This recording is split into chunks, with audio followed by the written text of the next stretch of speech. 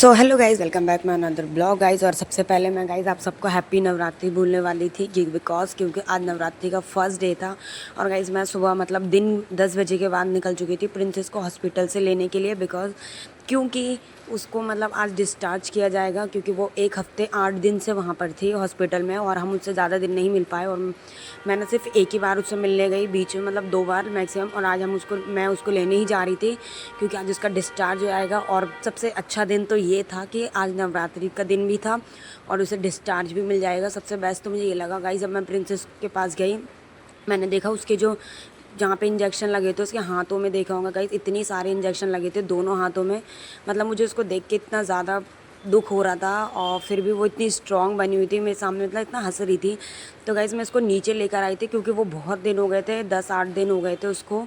मतलब वो सिर्फ एक ही वार्ड में के अंदर थी, तो आज मतलब उसको मैं थोड़ा बाहर दिखाने लेकर आ गई थी। फिर गाइस मैंने उसको बाहर दिखाया, सूरज की रोशनी वगैरह। फिर हम वापस उसके वार्ड पे चले गए कि उसका कुछ टेस्ट होना था। घर जाने से पहले डॉक्टर उसको टेस्ट करेंगे। फिर उसकी मम्मा को बुलाया, फिर उसकी मम्मी से बात की कि हम इसको डिस्चार्ज दे सकते हैं। उन्होंने फिर परमिशन वगैरह ली।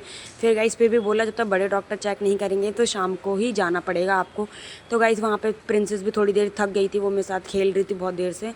और गाइस मैं तो अंदर सो नहीं सकती, मैं बाहर वेटिंग रूम में सो गई थी। फिर गाइस मैं प्रिंसेस उड़ गई थी, मैं उसको बाहर लेकर आ गई क्योंकि हम अभी हमारी शाम को छुट्टी होने में बहुत ज़्यादा टाइम था, 5 बजे तक होती। तो मैं और प्रिंसेस थोड़ा बाहर हो गए, फिर मैं ऊपर आई। फिर गाइस यहाँ पे हमने अपना सारा सामान वामान पैक करने के बाद हम निकल पड़े थे।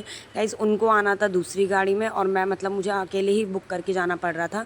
तो गाइस मैं अपना अकेले गई फटाफट घर पे, क्योंकि घर में भी बहुत ज़्यादा तैयारी करनी थी।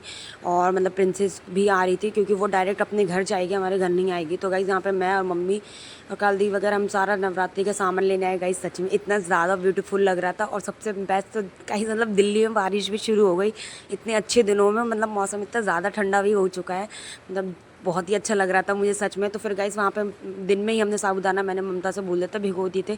गाइस यहाँ पे सबको मेरे हाथ का साबूदाना, मेरे घर में सबको ज़्यादा पसंद है। गाइस पता नहीं ये पसंद है या बनवाने के बहाने है, ये तो मुझे नहीं पता, बट गाइस मुझे भी कई बार लगता है मैं अच्छा बना लेती हूँ। तो गाइस यहाँ पे सबसे पहले हमने कढ़ाई ली, उसमें मूँगफली वगैरह, और मैंने यहाँ पे बिल्कुल महाराष्ट्र स्टाइल में बनाया था क्योंकि सबको हमारे घर में वैसे ही पसंद है मेरे हाथ का। तो गाइज़ यहाँ पे पूजा की भी तैयारी हो चुकी थी और यहाँ पे हमारे यहाँ होम जलता है, ये गाइज़ पता होगा कंडे से। तो यहाँ पे मैंने आलू, मुझे लगा पके नहीं, तो फिर मैंने टेस्ट के लिए ममता को बुलाया क्योंकि वही सबसे ज़्यादा टेस्ट करती है सारे घर का खाना। यहाँ पे गाइज़ पूजा वूजा हो रही थी और मैं वहाँ पे प्रसाद बना रही थी। फिर बारी है गाइज़ आ गई थी यहाँ पे धागा बांधने की। यहाँ पे मेरे भाई को धागा बांधना नहीं आ रहा था, इसे कहते हैं मूली, जिसको नहीं आ रहा था। तो फिर गाइज़ मैंने उसको सिखाया ढंग से बांध, नहीं तो वरना मत बांध। फिर उसने बांधा। फिर भगवान जी को, फिर माता रानी को हमने प्रसाद चढ़ाया। जो प्रसाद मम्मी माता रानी को चढ़ाती वही यहाँ पे हमारी सबसे छोटी बहन खुशी को मिलता है।